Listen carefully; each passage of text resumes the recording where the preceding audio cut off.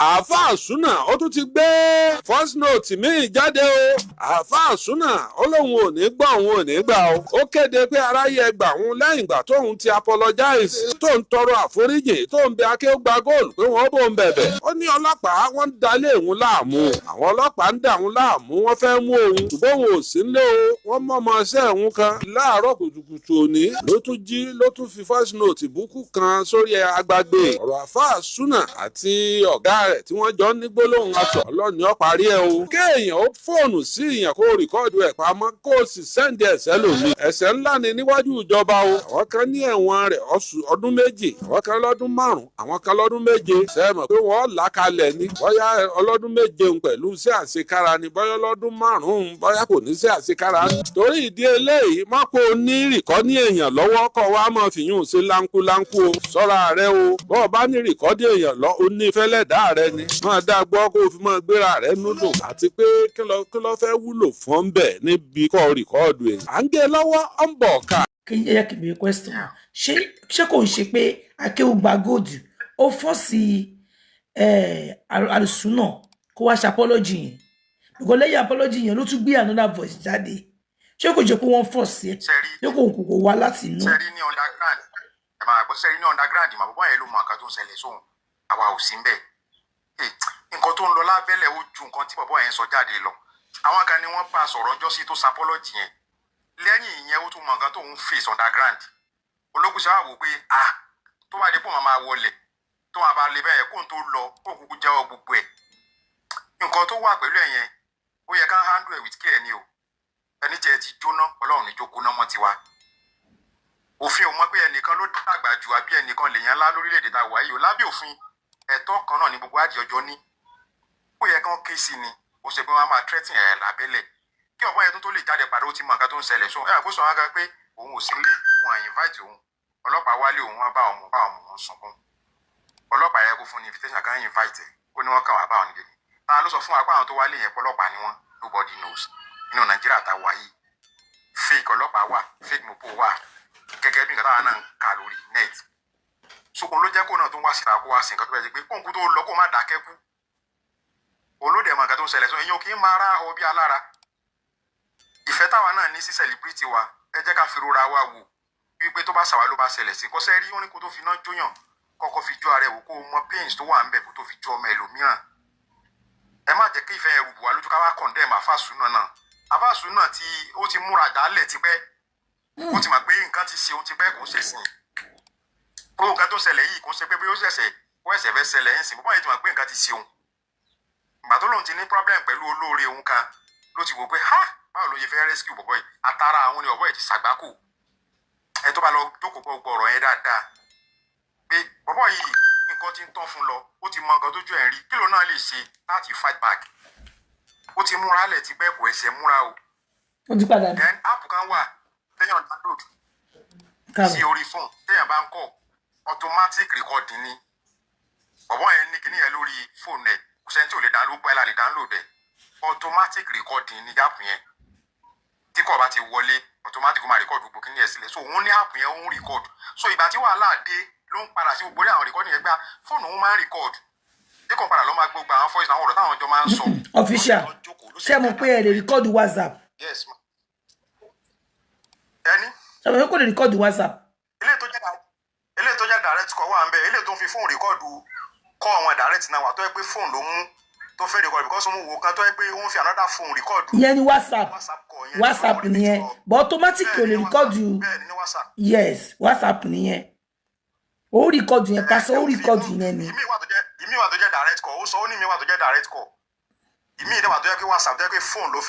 ló fi record yẹn yes ìyẹn ni WhatsApp yes. so nígbà mi ẹ ṣe àwọn pé ìgbà mi máa ń wà kí ni yóò mọ̀ ẹ̀dùn pé ẹ̀hàn pé ẹnìkan wá sí ìbá lọ́jọ́ kan tó sọ wípé àwọn jọ wà ń jọkan tí Alhaji Saheed Òṣùpá pè tẹ́ bá rántí bọ̀bọ̀ yẹn. bẹ́ẹ̀ nọ́mbà ọba ọmọ ọba. ó kọ́ṣẹ́ lọ́dọ̀ òun lọ kọ́ editing lọ́dọ̀ ẹ̀. ó ní ó máa ń brag pé Alhaji Saheed ń pe òun pé inú ẹ̀ máa ń dùn even táwọn yẹn bá wà ní sọ̀rọ̀ ẹ̀dín sẹ́yìn inú ẹ̀ máa ń dùn pé Alhaji Òṣùpá pe òun mú Òṣùpá ṣe tó kó wá máa pè yàn kó máa bá yín relate so ó get carried away pẹ̀lú kinní yẹn pé inú òun dùn. ó get carried away pẹ̀lú recording.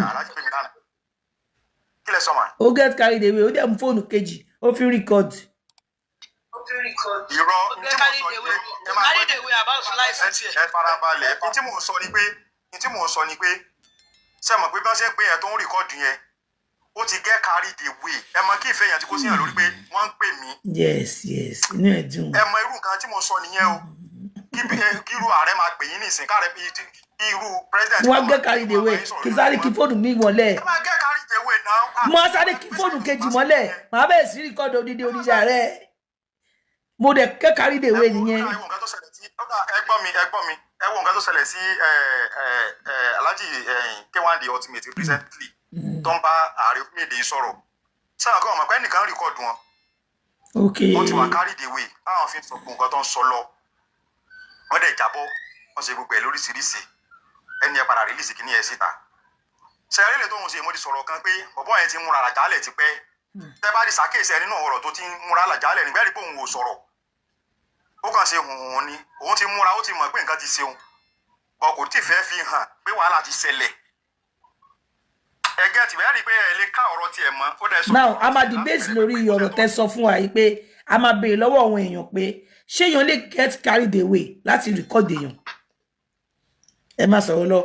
ẹ bá ṣe tán a máa béèrè lọ́wọ́ wọn ẹ kàn tí sọ̀rọ̀ tán wọ́n ṣì ń give am point wọ́n ṣì ń lọ. ok ẹ má be brief kí ni lọ àtọ́ ẹ̀ kí ni mo kọ́ comment bí kẹ́jẹ́ ká máa be brief ó kàn yẹ kí bẹ́ẹ̀ ṣe ń béèrè question ló yẹ kọ́rọ̀ mi fẹ́ máa long sí. ok ó yá. bá ti round up straight into ẹjọ́ ń tọrọ lọ. kò sí problem bíbá yìí kò sí problem àjọ ń jà mí sí ẹ má jẹ́ kí ìfẹ́ ta ní ẹ jẹ́ ká dá ta sáárán fàṣárán ká dá ti ẹlẹ́bí náà fún ẹ má jẹ́ kí ìfẹ́ rúbọ̀ wá lójú lórí gbogbo nǹkan tá a bá ṣe kí sọ pé gbogbo nǹkan tá a fàṣún náà ṣe ó right o ó rọ̀ gígan lábẹ́ òfin ó lè lẹ̀ wọ́n lórí ẹ o gbogbo nǹkan tó dánwò yẹn tó ń rékọ́dù yẹn torí òfin òfàyè ẹlẹ kó máa rìkọ́ọ̀dù conversation wa àtẹnìkan even tẹ bá wò tí ẹ máa fẹ́ gba call log gan ó máa ní process tẹ máa fi gbà o kẹ́nìkan fẹ́ gba call log mi sìn ní under MTN service ó máa ní process o ó máa dọ́ àgọ́ ọlọ́pàá ó máa request ó máa kọ lẹ́tà ó máa ṣe gbogbo ẹ̀ kan tó wà approve ẹ̀ fún ni o ó kàn lè lọ lásán kó lọ lẹ́yìn kó lọ gba call log mi kó wá gbogbo ọ̀rọ̀ tí mo sọ kó wá play síta ó dáràn ọ̀ràn ńlá ni o so nǹkan tó ṣe nǹkan tó le ni so mọ́tà bá tún fojú kejì wo náà bọ̀bọ́ yẹn náà ní evidence ọ̀rọ̀ tí Alhaji Saheed náà ń bá sọ ó ti pọ̀ jù ọ̀rọ̀ yẹn ti pọ̀ jù afáàsùn náà jìnnà sí wọn gan igi mú jìnnà sórí láti máa bá sọ irú ọ̀rọ̀ tó deep tó bẹ́ẹ̀ yẹn kò dára wọn láàrin yẹn àwọn náà loose tó tọrọ bá délẹ̀ kábàárà sọ wọ́n loose láti ọ̀rọ̀ tó heavy làwọn ọ̀rọ̀ yẹn náà wọ́n loose guard gan bí a kì í lò bẹ́ẹ̀ yẹn láti máa bá sọ ọ̀rọ̀ tó deep tó strong tó bẹ́ẹ̀ yẹn tí irú ọmọ yẹn bá ń wa ọ̀rọ̀ sí wọn lẹ́nu kò yẹ káwọn lè máa jábọ̀ pẹ̀lú experience tán ni pẹ̀lú òkú tán wà.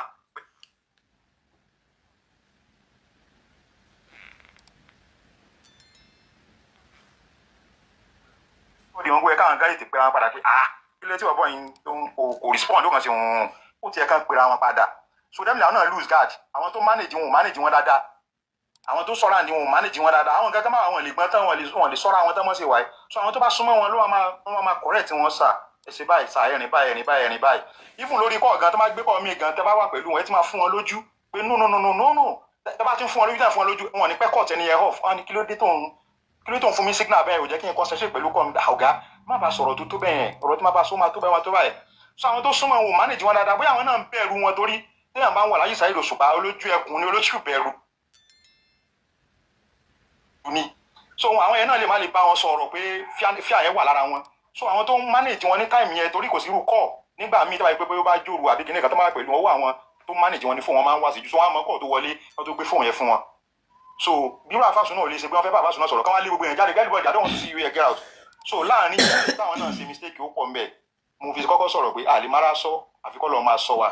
ní àwọn ibi tá àti máa sọ so ọ̀rọ̀ mi ò ní jù bẹ́ẹ̀ lọ kí n fún àwọn ẹlòmíràn láàyè ẹ má bínú òbí náà tèmi ni mo sọ ẹjọ́ òbí náà mi ni. ẹ ṣe sẹ́ni mo bá àfa Saheed Òṣùpá mo bá wọn dúpẹ́ wípé àwọn èèyàn láìkì wọn tó bá jẹ́ èèyàn kan táwọn èèyàn láìkì ọ̀rọ̀ tó ń sọ yẹn ti pọ̀ jù sẹ́ẹ̀rí bàbá yìí sọ̀rọ̀ kan lẹ́ẹ̀kan pé ó yẹ káwọn kan máa gáìdì Alhaji Òṣùpá sẹ́ẹ̀rí kìí tó pa Alhaji Òṣùpá pọ̀ àtàfàsùn náà ló tú wọn ká kọ́ọ̀yìn ń ṣe kọ́ọ̀tà Alhaji Òṣùpá lè gbé lẹ́gbẹ̀ẹ́ ọmọọṣẹ́ wọn kankan ọmọọṣẹ́ bá wọn ṣiṣẹ́ orin ni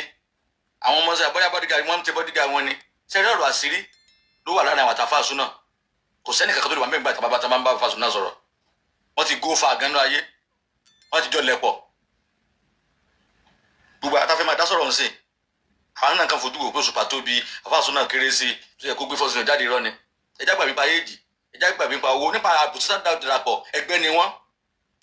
nǹkan kan náà ni wọ́n báwo lèèyàn ṣe ní tó yàn tàbí kéré sí yàn tí wọ́n máa sọ̀rọ̀ ẹ̀rọ rẹ̀ Pasuma yìí tẹ́jọ́ wà ní ráàkì kan ní díṣẹ́ fújì tó tún wá lọ sọ́dọ̀ bàbá àgbàlagbà yẹn pẹ̀lú Fasuna ẹ wá lọ́mọ kékeré ní Fasuna sí Òṣùpá ẹgbẹ́ ni wọ́n nídìí àbùsí ni wọ́n ṣe lótú ṣẹ́gẹ́bẹ́ sẹ́ni gbogbo ilé ìta sọ pé first record yìí àkàkò ní ìtumọ̀ mọ́mọ́ ìdí ni wípé tẹ́ bá fẹ́ wora yín wò léde mà ẹ lọ contest fún council ládùúgbò yín wọ́n ó gbé fọ́tò wọ́n ó gbé ọ̀rọ̀ tẹ́ sọ ní party kan ní last 2 years wọ́n á gbé jáde ayé tàbá ń sìn ayé rẹ́kọ̀dù ní tó bá ti kọjá ayé ẹ̀ àwọn yìí kọ́rọ̀ rẹ́kọ̀dù yẹn mi lọ́wọ́ àbáyé tó yẹ pé tẹ́ni ẹ máa fọ 120 years kò lè jáde rárá tó bá ti kọjá ayé ẹ̀ Òṣùpá kọjá ayé ẹ̀ sábà Fasuna ni mi dáwọn lẹ́bi o ẹ lọ dìbò ẹ lọ jáde fún gómìnà state yín lé ní báyìí sìn wọn ó gbé pati tẹ lọ ní 2017 wá tẹ ti jẹran tẹ ti misbehave ẹ máa rí lọ́la ẹ sọ pé ẹ fẹ́ contest so tí wàhálà ọba tí ì ṣẹlẹ̀ láàrin ọ̀yà méjì tàbí láàrin àdúgbò yín lọ́rẹ̀ sọ̀rẹ̀ o tí ì lè mọ orí èèyàn tó jẹ́ ládùúgbò nígbà tí Òṣùpá ti mọ̀ pé ó máa ń bá Fasuna sọ àwọn àṣírí ọ̀rọ̀ bẹ́yẹn ó yẹ kí ajá máa sábẹ̀ ẹkùn kẹ́kùn náà máa sábà ajá ni tí gbogbo fi jọ darúgbó tásìrì èèyàn fi ní jáde gbàtà Saheed Òṣùpá tó ń bú bàbá Kọ́lá Olóòtú ọmọ ọdún mélòó ni Saheed Òṣùpá sí Kọ́lá Olóòtú ń gbà yẹn ta ló bá wí ṣé Saheed parun ni bàbá Kọ́lá Olóòtú ti ń jẹ́ èèyàn ní ìsẹ̀yìn bolè kíláàsì làwọn Saheed Òṣùpá wà àwọn bàbá Olóòtú Kọ́lá Olóòtú lọ́sọ̀ ọ̀pọ̀lọpọ̀ ẹ̀rọ olórin lórí ire nígbà tí wọ́n jọ fẹ́ ṣe èdè fẹ́ dé Òṣùpá wọlé láti pé bàbá yẹn dàgbà náà tàbí ó ń balẹ̀ ayé ó sọ̀rọ̀ sí ẹni àwọn ní ṣé Saheed Òṣùpá wá ṣubú ni kò ṣubú náà fúnra àwọn bàbá yẹn náà ń ṣiṣẹ́ lẹ̀dí ọmọ wọn bàbá yẹn kọ̀rọ̀ yẹn kún ṣe bá jà fojú wò pé ẹnìkan bíìgì kìnnì kan kò lè jẹ́ èèyàn mọ́ kìnnì kan destiny wà o àmọ́ ẹni tó fẹ́ fìyà jẹ lónìí tí ò sí láyé mọ́ so pé bóyá ti parun fún Fasuna ó ti fẹ́ nìkan Ọlọ́run wà níbi tó wà tó create àwọn méjèèjì olúmọ̀ ṣèdájọ́ ọmọ yẹn tó kò lè ṣèdájọ́ yẹn lọ́dọ̀ tí bàbá mi sọ ń sìn ẹnìkan ní pé ta ni Fasuna sí Òṣùpá ó jùlọ lọ́nà 100 ní bá sọ̀rọ̀ ọ̀rọ̀ yẹn ọ̀rọ̀ tí èèyàn bá yàwó èèyàn sọ nínú ilé ìyàwó èèyàn sọ nínú ilé ló ń bá Fasuna sọ yẹn tàbọ̀ mi èèyàn ṣé òun àti àárín àtàwọn Fasuna wá kiri ni ọ̀rọ̀ yẹn bí ọ̀rọ̀ tí bàbá mi sọ tán sí bàbá mi ọ̀fíìsì akínní yẹn ọ̀rọ̀ yẹn ti pọ̀ ju small ẹ jẹ́ ká bá wọn wí kán wọ́n nu wọn ká má sọ̀rọ̀ ogún òwò mọ́ ká kọ́ntínú pasẹ́ wọn kálukú wọn ti gòkè kò ní nípa nǹkan dẹ́mọ̀ ẹnìkan mọ́ kò ń sọ ní tí Portable tó kọ ní Wizkid ńkọ́ ní Davido ńkọ́ wọ́n mọ orin kọ́ dáadáa gbàgbà wọn kéré gbogbo pé gbogbo wọn ló máa gbórin wọn àmì tó ń gbéra àtijọ́ ẹlòmíì wà tó pé àtijọ́ àyìndé ló ń gbọ́ kò lè gbórin mi bẹ́ẹ̀ ni táyé kọ́rẹ́nsì náà ń gbọ́ pẹ̀kẹ́ nìkan sọ pé nìkan lè jẹ́ yẹn mọ́ nínú ayé àfẹ́ tí ò bá ní ìtumọ̀ ló máa gbórin Pasuma àwọn kan lọ́mọ́ sọ bẹ́ẹ̀ mọ́ ọ̀rọ̀ yẹn ò dá irú apology tán ṣe pé tán ṣe sí Pasuma yẹn sáwọn lè gbàrú ẹ̀ ní kánáwọn náà sọ̀rọ̀ ẹ̀ kánáà Òṣùpá ní first note kájáde lọ́dọ̀ ẹnìkan fún ni ìgboro ti dàrú ọ̀rẹ́ mi Pasuma gbójú olórin nẹ̀wọ́ náà bàbá kàn ní tì ẹ̀gbọ́n sọ apology nìyẹn sà fún àbá tó ju láti kọ̀ líṣẹ́ àtẹmọdé bá ṣàìdá ajá pàṣẹ kó ṣàìdá gbogbo aládáìkì wọn dẹ̀ ti gòkè wọn ní jáwọ́ lágbára Ọlọ́run àbúrò dẹ̀ ní tọ́sí wọn lágbára Ọlọ́run ká lọ sí kọ́rẹ́sà dáadáa fúlì nǹkan kan ló máa ń gbéyàn náà ṣubú kò sọ́nà Ọlọ́run nìkan ní òṣèlú tó lè gbé ṣubú most of them bá wò ní ìsàwọn fáǹsì wọn kankan báyìí kò sẹ́ni tó láìkì náà ti lẹ́nu tó mẹ́ta ẹnu lẹ́rú ẹ̀rọ fáǹsì náà làwọn náà ti ní misbehave ní Ìbàdàn káàdà mọ̀ tí kásìtì máa yẹra wọn wò bẹ́yẹn lẹ́rú ẹ̀rọ fáǹsì náà ti misbehave ní Ìbàdàn ẹtí ọkùnrin tí gbogbo yọmọ ní owó Ìbàdàn lánàá kíní kan wọ́n ń bu lẹ́yìn Ìbàdàn táwa wọ́n ń bu wọn ni ẹnu gbé wọn Ìbàdàn náà nǹkan táwọn náà sí lẹ́nu tó mẹ́ta ẹ̀ tí ò rí bí tẹ́lẹ̀ káwọn náà lọ yẹra wọn wò so ìmọ̀ràn mi fún wọn nìyẹn ká Fasuna dé kíni kó mọ gbàdúrà kò sẹ́ni tó lè gbé ṣubú àfọlọ́run tọ́nà bá ní yóò là láyé kò sẹ́ni tó lè yẹ ilé Olúwa ẹ ṣé púpọ̀.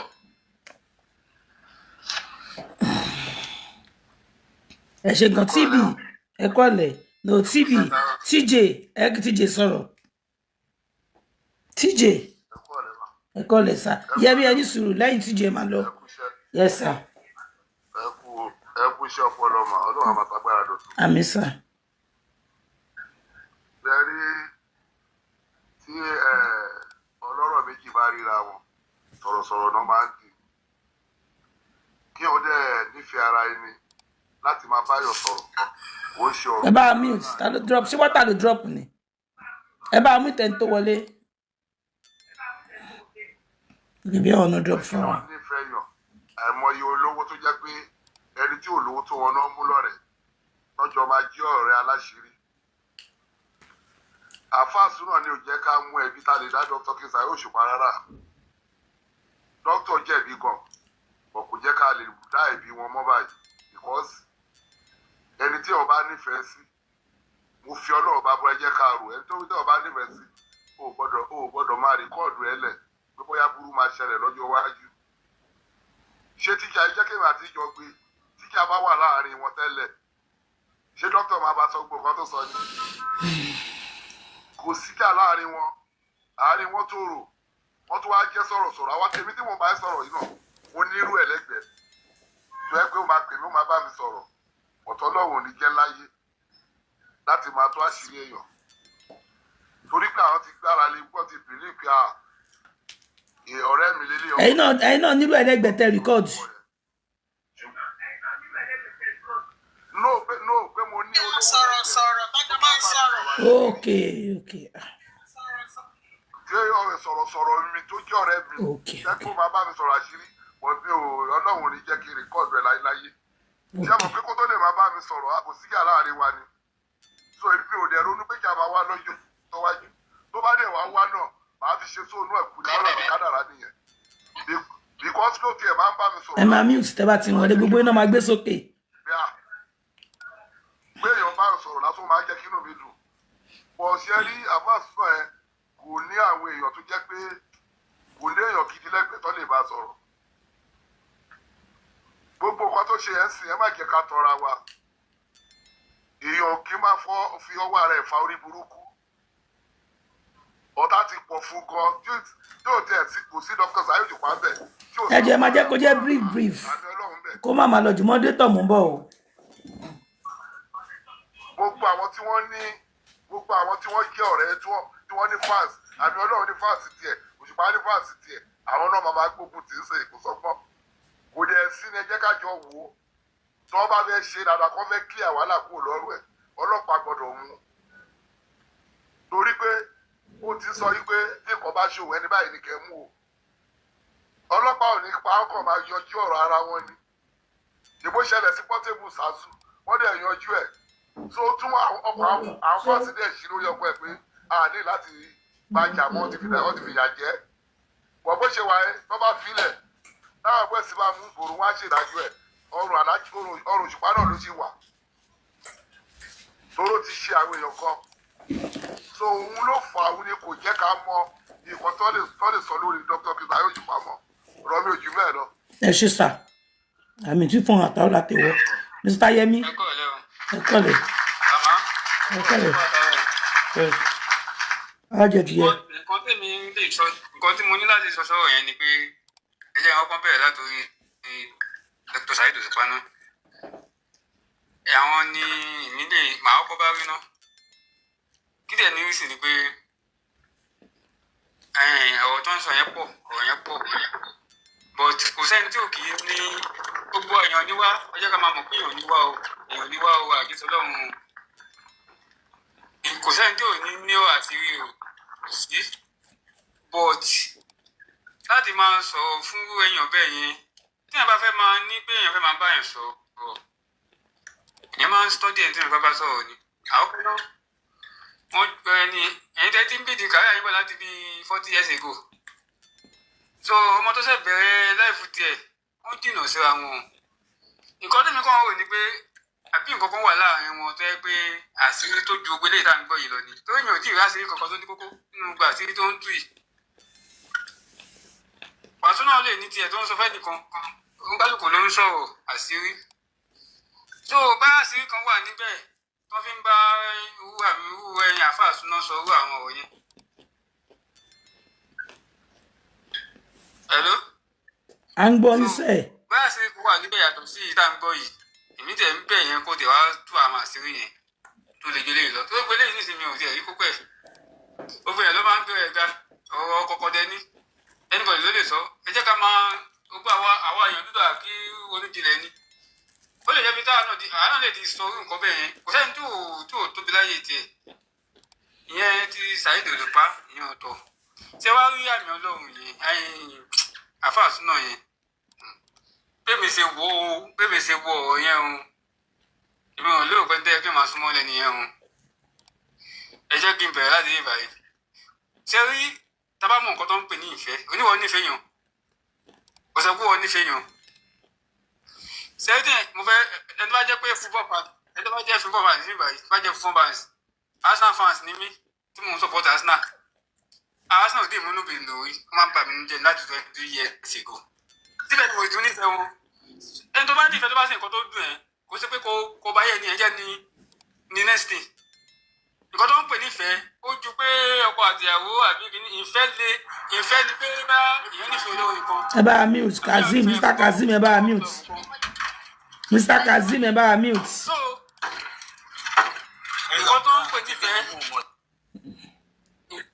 nǹkan tó ń pè nífẹ̀ẹ́ jẹ́ automatic ń gbà yẹn anybody lókun. ó yàn nífẹ̀ẹ́ yàn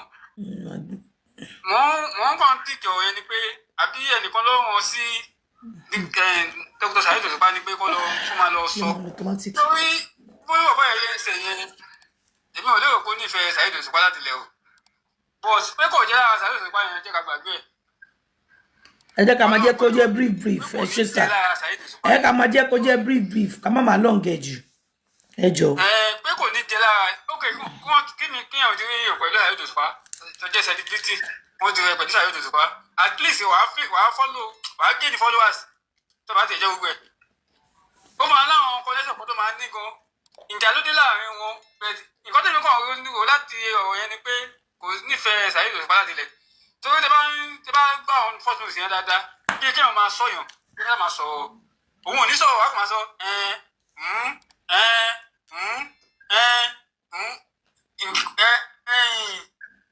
dasmin bó ń sọ wọn nígbà wọn sí wọn ni I don't know níbi táwọn ti jẹ̀bi ni pé kó máa ṣọ́ra ẹni tó bá jẹ́ superstar òun sọ̀rọ̀ ẹni àbẹ́ yẹn àwọn náà lè máa gbọ́ wa àbí káwọn tó jẹ́ kó jẹ́ tó súnmọ́ wọn and then mo tún blame wọn lórí ọ̀rọ̀ Oríyọmí yẹn most àwọn star yẹn wọ́n máa ń fọ́kọ̀ pẹ̀lú àwọn tó nífẹ̀ẹ́ wọn kò sí àwọn nìkan ló máa ń ṣe irú yẹn ṣe Oríyọmí náà ò kéré náà èèyàn nífẹ̀ẹ́ àwọn tó ń wá kí wọ́n máa pé òun àwọn lórí rédíò tí wọ́n tún lọ fún wọn lówó lọ́wọ́ wọ́n máa ju kí ni wọ́n sẹ́gbẹ̀ẹ́ kan tó tẹ̀ ní pè rárá ìfẹ́ ni wọ́n ní tó fi ń pè wọn kọ́ àwọn máa sọ yẹn mọ́ kò sí àwọn nìkan máa sọ bẹ́ẹ̀ o most àwọn tó ní star yẹn ni ó wà lọ́dọ̀ àwọn hip hop náà lẹ́kọ̀ọ́ máa ń ṣe nǹkan bẹ́ẹ̀ yẹn. bí àwọn tó wà ní ẹgbẹ́ ká máa sọ̀rọ̀ brief. ọ̀pọ̀lọpọ̀ wọn ò kí olú àtẹ̀yìnwá tó ti ń bọ̀ ni àwọn náà ti lọ fún ẹ̀ lówó tó ń pè òyìn wọn lórí rédíò náà pè rè bẹ̀ẹ̀tì tí afáàsù náà yẹn èmi ò rí bíta afáàsù náà òun kó bá rẹ̀ ni ẹni tó bá kàn ń sọ̀pọ̀ tẹ̀ mi ò mọ opinion tèmi ni ẹ̀hún ẹ ṣe sà máa kó bá rẹ̀ tèmi bẹ́ẹ̀rí àwọn tó wà. Mr. Yemi àwọn èèyàn pọ̀ nílẹ̀ ẹ jẹ́ ká sọ ní brief tá bá ti ń pàtẹ́wọ́ bẹ́ẹ̀ yẹn àbí tá bá ti ń tẹ̀ kiri báyìí àti ní kẹ́ máa round up ni. Dr. Saheed Òṣùpá ò jẹ̀bi kankan. ẹni sùúrù Mr. Eke ní kó sọ̀rọ̀. ẹ kúrò lẹ̀. ṣe rí nǹkan tó ṣẹlẹ̀ most of our èèyàn àmọ́ nǹkan tó ń pè ní depression man yìí ó ti already wọ depression. máàlù ẹ máa dárúkọ máàlù náà tó bá wọ ẹ máa dárúkọ ẹni náà Mr. Eke ẹ jẹ́ bá dárúkọ ẹni náà. Afáàsù náà ó ti wọ depression téèyàn bá dẹ̀ ti wọ depression gbogbo nǹkan tó bá ń ṣe ń táìmù yẹn to me ò mi lè blame ẹ because kò ń ṣòun ló ń control ara ẹ̀ wọn kìíní yẹn situation yẹn ló ń control ẹ̀.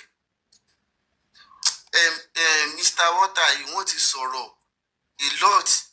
kò sí kankan tó ń jẹ́ pé wọ́n bá sọ̀rọ̀ àṣírí wọ́n jọ ń sọ àbòsí kò sí kankan tó ń já àṣírí wọ́n jọ ń sọ àbòsí ṣé nǹkan tó ń sọ yẹn ṣé ẹni yẹn lè dúró kán máa sọ níṣẹ́jú ẹni yẹn fún tí wọ́n bá ti lè sọ níṣẹ́jú ẹni yẹn fún definitely àbòsí náà ṣe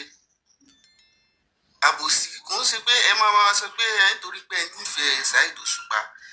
kò sẹ́ni tí ò nífẹ̀ẹ́ Saheed Òṣùpá bọ́ Afáàsù náà yìí kò sí nǹkan tó ń dà láàmú ju pé ó ti wọ depression already so pẹ̀lú ẹni bó ṣe wà yẹn kò kí ẹ̀ láti kú kò kí ẹ̀ láti jẹ́ kí ẹni tẹ̀ ń ṣe nǹkan tí ò bá òun kò ṣe kò kí ẹ̀ so ó ti wọ depression tẹ́ bá sì ń blame ẹ̀ if fúnkẹ́ blame ẹ̀ látòní dọ́là kò ní kó change nǹkan mind ẹ̀ kò ní kó change nǹkan tó ń sọ because ó ti rò ó pin okay ó ti rò ó pin. so bí táyì nínú conclusion yín ẹjọ sá nínú conclusion yín ni pé apart from your depression. Saheed Òṣùpá ẹ blame Saheed Òṣùpá tó ń sọ ọ̀rọ̀ tí wọ́n lè sọ níwájú. àwa kọ́ lẹ máa blame ẹ máa lé ẹ̀yin àwọn blame bí ẹ máa ní èmi. èmi personally o àwọn ọmọ blame àwa kọ́ because wọ́n ń sọ nǹkan tó lè sọ lójú ọlọ́rọ̀ wọ́n ń sọ lẹ́yìn ọlọ́rọ̀. bẹ́ẹ̀ni bẹ́ẹ̀ni that's just it. ẹ ṣe sá ṣẹ́ni pé brief ni Mr. Abiodun ẹ ṣe Mr. Ekemod ẹ ṣe gbogbo ẹ tẹ́ ẹ gòkè tẹ́ ẹ bá wa dá sí i I appreciate yín ya Mr. Abiodun. ẹ̀rí ẹ̀ mọ nǹkan tí mo kàn fẹ́ sọ ni pé ṣẹ́ni bá ṣe ń sọ̀rọ̀ yìí náà tí gbogbo wa ń sọ̀rọ̀ yìí àwa tá à ń sọ̀rọ̀ náà ẹ jẹ́ ká máa lẹ́nu ẹ jẹ́ ká máa kọ́gbọ́n ó ti nítorí ṣẹ́ni tọ́rọ̀ bá ṣẹlẹ̀ nígbà míì ọ̀rọ̀ yẹn ṣẹlẹ̀ nítorí pé ká lè kọ́gbọ́n nú ẹ̀ ni. tẹ́ bá níran mọ́mì tẹ́ bá níran ní last time náà tẹ́ ṣe ṣó tí mo wọlé náà mo sọ fún yín pé Saheed Òṣùpá fọ́ǹbù gan fáǹsì Saheed Òṣùpá ni mí ẹ wo bí mo dẹ̀ mọ Saheed Òṣùpá pa mo mọ gidi gan ifun nígbà tí ò tí ì lórúkọ rárá ni mo ti ń tẹ̀lé Saheed Òṣùpá ṣẹ́rí Saheed Òṣùpá ó fọ́ǹbù ká má pa irọ́ Saheed Òṣùpá fọ́ǹbù ìdí tí mo dẹ̀ sọ pé ó fọ́ǹbù ni wípé ṣẹ́rí òun kọ́ tó ní ọgbọ́n nú táwọn èèyàn múnú ẹ̀ tó ń lò ó ti yé yín tí kọ̀ọ̀kan bá tiẹ̀ bá wá ṣẹlẹ̀ tó bá máa gbé ẹ̀ ṣubú kì í ṣe irú nǹkan yẹn kì í ṣe irú ọ̀rọ̀ tó sọ yìí ló máa gbé ẹ̀ ṣubú ló máa sọ fún Michael oníṣẹ́ ẹni tó wọ sípẹ́ṣọ̀ tó ń dóbò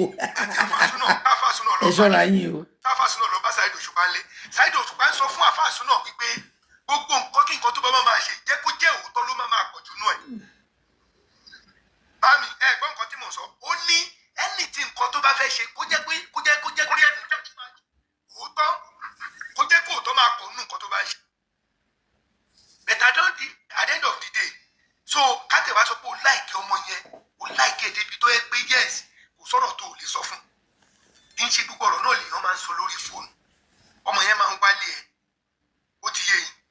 ayé ti lajú gan ní sẹ́rílẹ̀ ayé ta wá ń sìn ayé ti lajú gidi gan kí n má parọ́ fún yín Saheed Òṣùpá fọ́ǹbù o mi ní parọ́ fún yín fáǹsì mi ni kò dẹ̀ sẹ́ni tó lè jà mí lẹ́yìn ẹ̀ because mo láìkẹ́ gan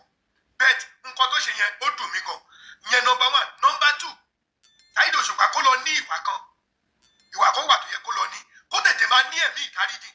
Saheed Òṣùpá kì í tètè ní ẹ̀mí ìdáríjì. ẹni sùúrù níbi tẹ́ dé yẹn sà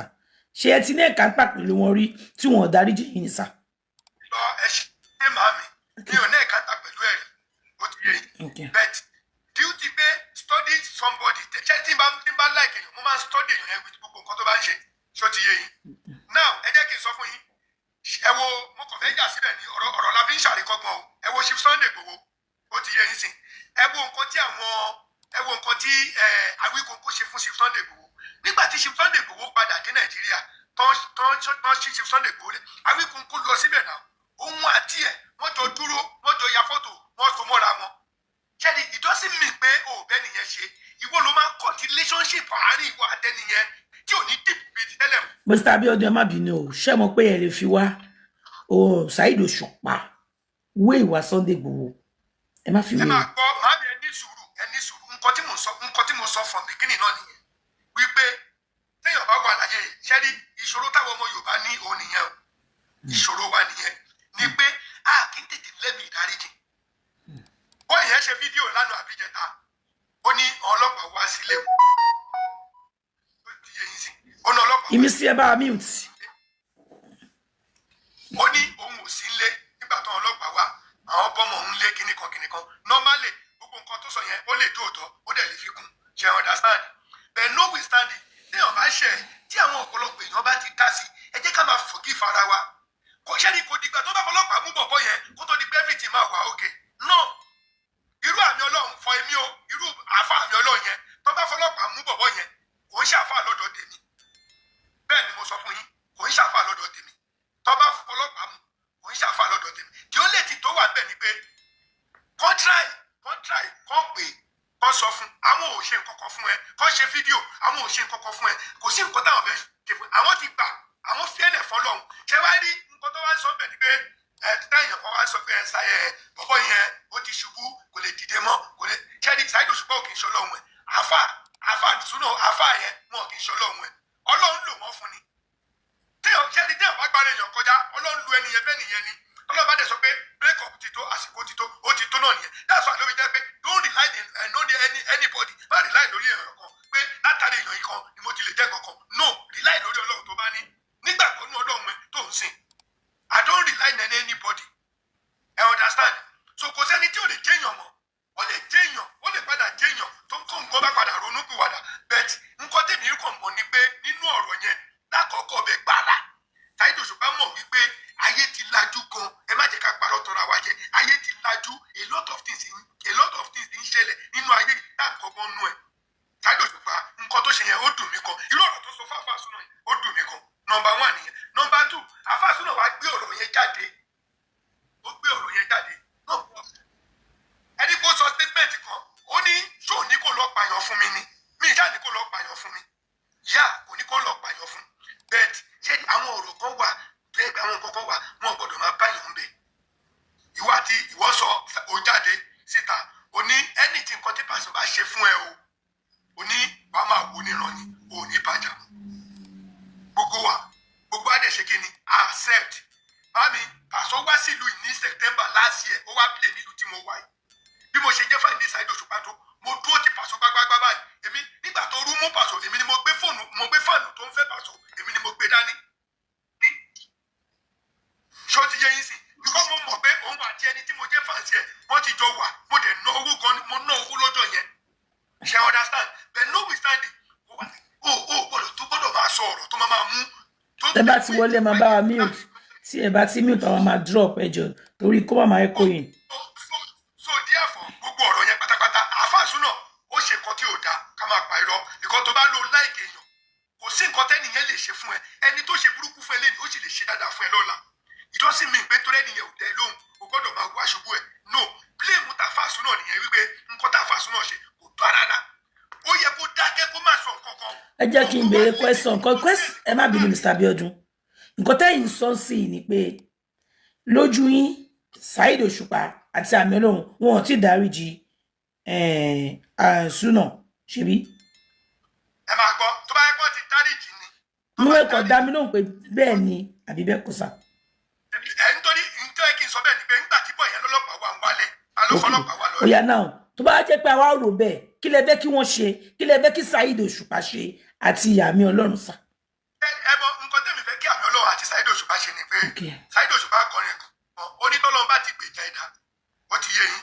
ṣẹ́rí Ọlọ́run ti gbèjà wọn kí nìdí tọ́lọ́run fi gbèjà Saheed Òṣùpá ni pé gbogbo àwọn fáǹsì ẹ̀ ó ti yé yín sí wọ́n ń sọ ọ̀rọ̀ wọn ò dẹ̀ torí ẹ̀ wọn ò kú ò lẹ́yìn wọn ò torí ẹ̀ wọn ò fi sílẹ̀. torí tọ́pìkì tá a mú wálé náà nìyẹn pé kí lẹ fẹ́ kí Saheed Òṣùpá ṣe. ẹ jọ̀ọ́ ẹ jẹ́ kí ó máa ṣe kíákíá ibi sẹ́mo wà mo kàn fẹ́ dá sí kíní díẹ̀ ní ẹjọ́. ok máa dọ́ọ̀bù sí mò ń bọ̀ so nǹkan tèmi fẹ́ kọ́ ṣe ni pé ṣó ti yé yín ẹ jẹ́ kó fi àfàsúnà sílẹ̀. ok sir. ẹ jẹ́ kó fi sílẹ̀. ok sir. ẹjọ́ tẹ́ bá ti wọlé ẹ má máa jẹ́ kọ́rọ̀ yẹn lọ jù bí tá a fẹ́ máa lọ ni pé kí lẹ fẹ́ dó sà kí lẹ fẹ́ kí Saheed Òṣùpá ṣe nítorí pé àwọn èèyàn sọ pé Saheed Òṣùpá kò forgive àtàmì Ọlọ́run kí lẹ fẹ́ kó ṣe gangan orí ẹni kó pé tá a ti sọ láti jẹjọ ẹ má jẹ́ ká padà síbẹ̀ mọ́ kí lẹ fẹ́ kó ṣe. ẹ má bínú àkọ́kọ́ tèmi kó máa jọ ìkíní ní inú mi dẹ́dùn bí tí mo bá ẹ má bínú àwọn kankan wà tèmi kan fẹ́ sọ díẹ̀ bí kò mo ti gbọ́ àwọn tó ń sọ̀rọ̀ ní àtẹ̀gàn ọ̀pọ̀lọpọ̀ àwọn èèyàn tó ń sọ̀rọ̀ gan àbòsí hàn ní ọ̀rọ̀ tó ń sọ let call a spade kí ni ká ní àáfàá súnà yẹn ṣé wọ́n fẹ́ kí àmì Ọlọ́run àti Òṣùpá ká lọ sí rẹ́kọ̀dù fún ká máa bẹ́ẹ̀ ni èèyàn ṣe nǹkan tí ò dáa gbogbo àwa. ẹyẹ má tún lọ bẹ̀ mọ́ yẹn go kí la fẹ́ kàn ṣe gangan wọ́n ní kí la fẹ́ kàn ṣe. àwọn èèyàn sọ náà ni pé wọ́n tó ń put blame ní orí àwọn Òṣùpá àtàmì Ọlọ́run sí fún àáfàá súnà tó kàn. because wọ́n ní pé wọn ò forgive ẹ̀ wọ́n tún lè pa ẹ̀. báwo làwọn ṣe mọ̀ bọ́bọ́ tó ń ṣerú nǹkan báyìí ó lè parọ́ náà motive ẹ̀ ni pé tó fi tẹ̀lé wọn ni pé kán ṣe nǹkan fún sẹ́dọ̀nà lèèyàn máa fi ṣe nǹkan fún ó ti gain followers gbogbo nǹkan táwọn sọ pé Òṣùpá ṣe yìí fan Òṣùpá ni mí ṣe understand but me like nǹkan tó ń ṣe recently nípa religion àti ti Ṣèyí Mákindé but this àáfàá súnà yìí rubbish ni tó yẹ kí bọ̀bọ̀ yẹn ó yẹ ká lọ tì mẹ́wọ̀n ni. òkìkọ́ táyé mi ni pé kọ́lọ̀ bá wọn kọ́lọ̀ tì mẹ́wọ̀n ẹ̀yin òwà náà tó forgive ẹ̀. Okay, sir. kò sí gbogbo abá ṣe wáyé mà. Baba, okay, sir. sẹ́ẹ̀rí ẹ jẹ́ ká sòtítọ́ láàrin ọmọ ìyá gan àwọn kan máa ń rẹ́ jura wọn lọ tẹ́ẹ̀rọ ọ̀rọ̀ kan tó lè sọ fẹ́ nìkan tó sọ̀rọ̀ ẹnìkan lẹ́yìn kò sẹ́ni tí ò ń ṣe Pasuma náà ń ṣe kò sẹ́nibọ̀dì tí ò lẹ́ni tó máa ń sọ̀rọ̀ fún ọ̀rọ̀ mi wà kì í ṣe pàṣẹ àbọ̀ ẹ̀ nílé sọ́ọ̀sì ojú ọlọ́rọ̀ ọ̀ ẹ lè sọ lẹ́yìn ẹ̀ wáyé tí gbogbo á ṣe ṣe bẹ́ẹ̀ pé a mọ́ ọ̀sìlẹ̀ gbé ọ̀sìlẹ̀ lọ rẹ́kọ̀dì èèyàn tó gba permission lọ́dọ̀ ẹ̀ nìyẹn kò sẹ́ni tí ò ń ṣe lé ẹni tí ò máa ń ṣe kó sọ nǹkan tó ṣùpá sí yẹn ẹni tẹ́ bá wo first note tí bọ̀bọ̀ yìí send níbi ọ̀rọ̀ tó rí Yọmí tó mention nǹkan tó sọ ń bẹ̀ ni pé ó dàbí pé ẹni tó ń kọ́ tiẹ̀ ni ó sọ fún nǹkan tó ń sọ fún Saheed Òṣùpá ń pa torí. And àti gbọ́ gbogbo yẹn àwọn kò ní the point so that. ẹ má bínú mà nǹkan tó fẹ́ kán sọ ń bẹ̀ ni pé ẹ máa rí bẹ́ẹ̀ tó Òṣùpá ń sọ fún ni pé kó má wọrí pé tó bá ṣe pé ń pa pé orí Yọmí ò ní lo orin òun mọ́ ni Pasuma ò ní orin tó bẹ́ẹ̀ tó orí Yọyín ẹ̀ mú that was just what he said kí ni àfa Pasuma sọ fún Òṣùpá tó Òṣùpá fi sọ statement yẹn. Mr. King abikile mọ gabi now ó sọ àfàsùn náà sì sọ àsàtàárọ̀ yìí o university náà tún ti gbọ́ pé wọ́n sì ń lépa òun o kí lè fẹ́ kí Òṣùpá àti àmì Ọlọ́run ṣe ó tán o. nǹkan tí mò ń sọ ni pé gbogbo àwọn èèyàn tá ń blame àwọn Òṣùpá àti àmì Ọlọ́run sí. ṣé bẹ́ẹ̀ mi ni mi sọ̀rọ̀ ẹ̀yin ò dé mi lóhùn question ẹ̀mọ́ yá kí n drop kí lè fẹ́ kàn ṣe. ọ̀rẹ́ ma tomi ibi tó yẹ ká ṣe ni pé àwọn ti kọjá lẹ́fù bọ̀bọ̀ yẹn ká arrest ẹ̀. Okay. Because ó máa borúkọ wọn jẹ́. Okay. Wọ́n tẹ̀lé dáná sí wọn lọ́rùn. Okay, ṣùgbọ́n èyí tẹ́ bá ti ń gòkè question mi ni mo fẹ́ kẹ́ máa dáhùn so àbí máa padà sí ó rékọ́dù wọ́n rékọ́dù ó dà pé à ń repeat lójú mi ni kí ilé fẹ́ kó ṣe simple question ká dẹ̀ wá padà sórí pé a fẹ́ padà kó arrest ẹ̀ sà okay sà. Mr. Bọ́fẹ̀ bá meet Mr. Akànnì Ọlá.